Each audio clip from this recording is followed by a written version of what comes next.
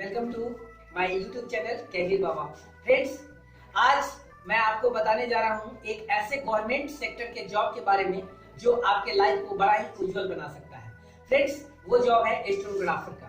यानी स्टेनोग्राफी क्या होता है, सबसे पहले मैं आपको ये बताऊंगा कि स्टेनोग्राफी होता क्या है।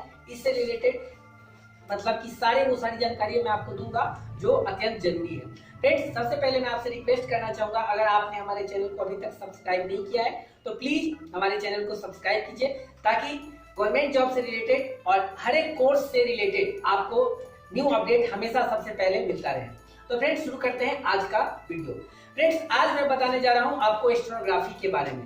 यानी स्टेनोग्राफी होता क्या है। स्टेनोग्राफी को हम लोग हिंदी में बोलते हैं आशुलिपि।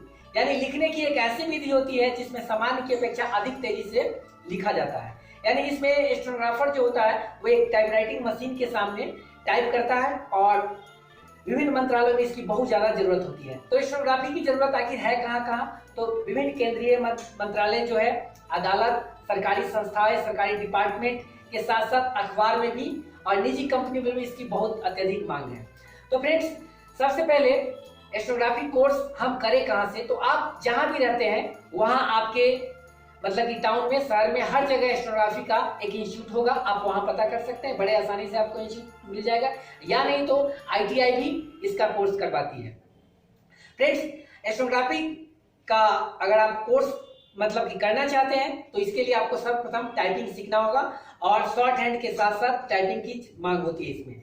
इस जॉब के लिए सबसे पहले आपको बता दें कि आपकी उम्र होनी चाहिए 18 से 27 वर्ष के बीच, और बाकी जो अलग कैटेगरी होते हैं यानी एससी, एसटी, ओबीसी, इस सब के लिए अलग अलग एज रिलैक्सेशन भी होता है।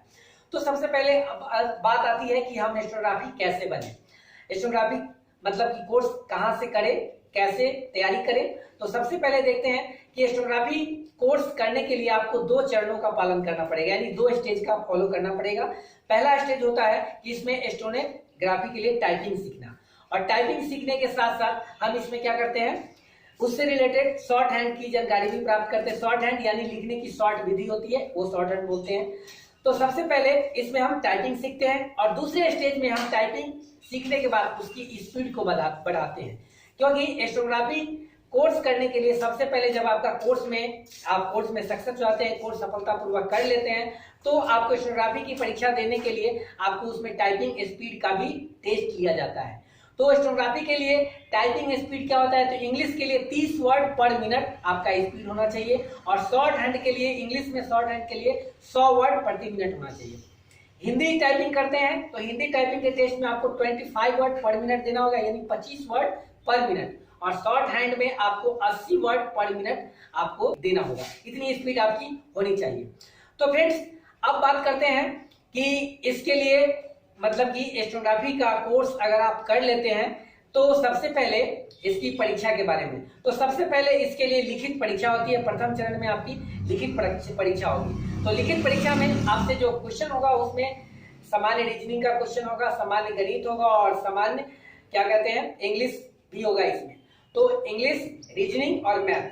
तो इसके लिए आपको क्या करना होगा, किसी भी इंस्टीट्यूट में आपको एक टीचर की आवश्यकता पड़ेगी, और कोई भी प्राइवेट इंस्टीट्यूट है जहाँ पे कोचिंग क्लासेज आप वहाँ पे ज्वाइन कर सकते हैं। इन सारी चीजों को अध्ययन करें, और अध्ययन करने के बाद या तो हमारे सहयोगी चैनल सुरेखा इंग्लिश, यहाँ पे आप इंग्लिश से रिलेटेड, स्टेनोग्राफी से रिलेटेड सारे क्वेश्चन आप वहाँ पे देखेंगे। वहाँ पे प्रैक्टिस सेट की भी तैयारी कराई जाती है, और सारा मॉडल्स पेपर जो पिछले ईयर्स का प्रीवियस क्वेश्चन सारे देखने के लिए आप सुरेखा इंग्लिश चैनल को भी लॉग इन कर सकते हैं।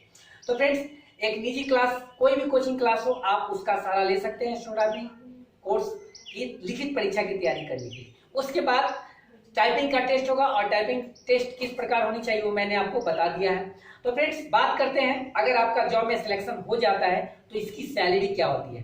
7th पे जो भी गवर्नमेंट सरकार के द्वारा मतलब कि गवर्नमेंट के द्वारा जो 7th पे लागू हुआ है, 7th पे कमीशन, इसमें स्टेनोग्राफी के लिए मतलब कि 2 ग्रुप होता है, यानी सी ग्रुप और डी ग्रुप। तो ग्रुप डी के लिए जो ग्रेड पे 4600 होता है, उसके लिए 44,900 रुपए तक की मिनिमम सैलरी होती है, और उसमें प्लस अलाउंस भी जुड़ा होता है। 42,000 ग्रेड पे के लिए आपको 35,000 मिनिमम सैलरी मिलेगी, साथ में प्लस अलाउंस। अलाउंस का मतलब ये तो मूल सैलरी होगा 35,000, और उसके साथ साथ आपको भत्ता के तौर पर आपको प्लस अलाउंस यानी भत्ता भी मिलेगा। ग्रुप डी की बात करते हैं तो ग्रुप डी में 24,000 ग्रेड पे वालों को सैलरी मिलेगी, 25,500 प्लस अलाउंस।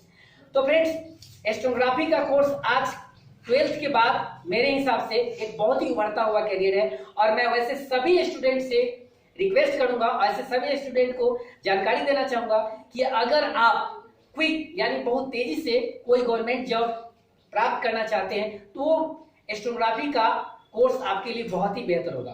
फ्रेंड्स स्टेनोग्राफी का क्षेत्र पूर्णतः खाली होता है। यहाँ पे मेरा भी इंस्टीट्यूट है और मैं भी एक टीचर हूँ, तो मैं ज्यादातर स्टूडेंट को देखता हूँ यहाँ पे कॉम्पिटिटिव क्लास में हमारे यहाँ आते हैं और कॉम्पिटिटिव परीक्षा, प्रतियोगी परीक्षा की तैयारी करते हैं। तो ज्यादातर स्टूडेंट को मैं देखा हूँ रेलवे की तैयारी करते हैं, एसएससी की तैयारी करते हैं, लेकिन वो सब स्टेनोग्राफी के तरफ मुड़ते भी नहीं है।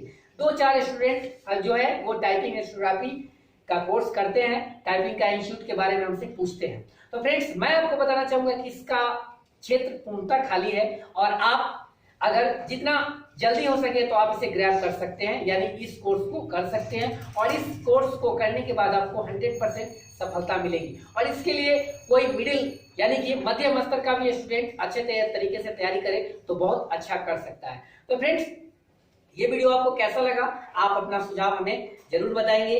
फ्रेंड्स मैं जैसा कि पिछले सभी वीडियो में आपसे रिक्वेस्ट करता हूं, आपको बताता हूं कि दोस्तों अगर आप किसी की मदद करना चाहते हैं तो दुनिया में सबसे बड़ी मदद होती है किसी की रास्ता दिखाना।